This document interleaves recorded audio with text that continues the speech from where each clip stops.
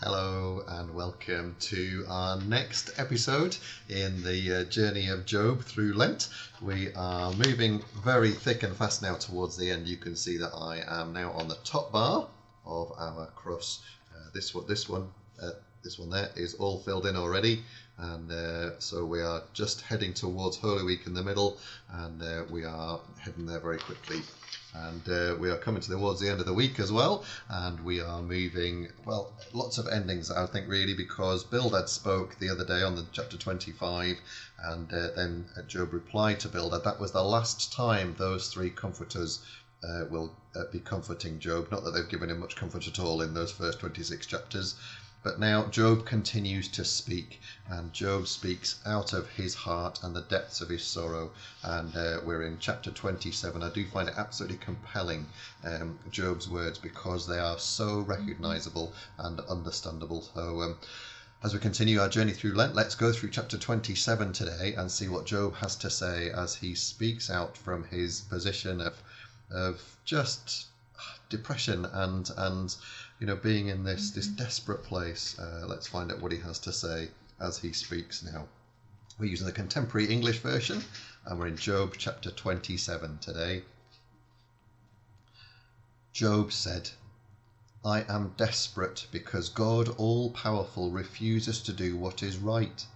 As surely as God lives, and while he gives me breath, I will tell only the truth. Until the day I die, I will refuse to do wrong by saying you are right, because each day my conscience agrees that I am innocent. I pray that my enemies will suffer no less than the wicked. Such people are hopeless, and God, all-powerful, will cut them down without listening when they beg for mercy. And that is what God should do, because they don't like him or ever pray. Now I will explain in detail what God all-powerful does. All of you have seen these things for yourselves, so you have no excuses. Here is how God all-powerful treats those that are wicked and brutal. They may have many children, but most of them will go hungry or suffer a violent death. Others will die of disease, and their widows won't be able to weep. The wicked may collect riches and clothes in abundance as easily as clay. But God's people will wear clothes taken from them and divide up their riches. No homes built by the wicked will outlast a cocoon or a shack. Those sinners may go to bed rich, but they will wake up poor. Terror will strike at night like a flood or a storm. Then a scorching wind will sweep them away without showing mercy as they try to escape. At last the wind will celebrate because they are gone."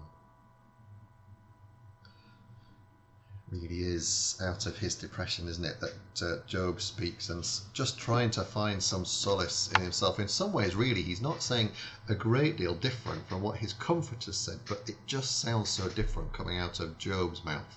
Job isn't being sort of punished or told off by them. He's just speaking what he sees, and he sees what he thinks should be happening. And he's not seeing it is happening, because he's seeing that he's getting the punishment of the wicked, even though he's been good. Feels like that sometimes, doesn't it, as well? Sometimes things just do not seem right. I love that bit that Job says when he says, "As surely as it lives, I will only tell the truth. I am desperate because God all-powerful refuses to do what is right." It does feel like that sometimes. Sometimes I find myself pleading in my prayers with God to do what I think is right and what it seems he isn't doing. That does feel like that sometimes, and often it comes out of real heartfelt belief and understanding, and the way that we experience something, and in some ways those prayers are just in a way more powerful because they always come from the heart when we speak in that way to God. I hope that you have a good day today. It's Saturday tomorrow, but still we are on tomorrow, so do join us for the next episode. We'll be in chapter 28 as Job continues, and we'll continue our journey towards that final week of Lent, Passion Week, as we come towards Holy Week the week after. So enjoy your Friday, and I'll see you Saturday tomorrow. All the very, very best. God bless. Bye-bye.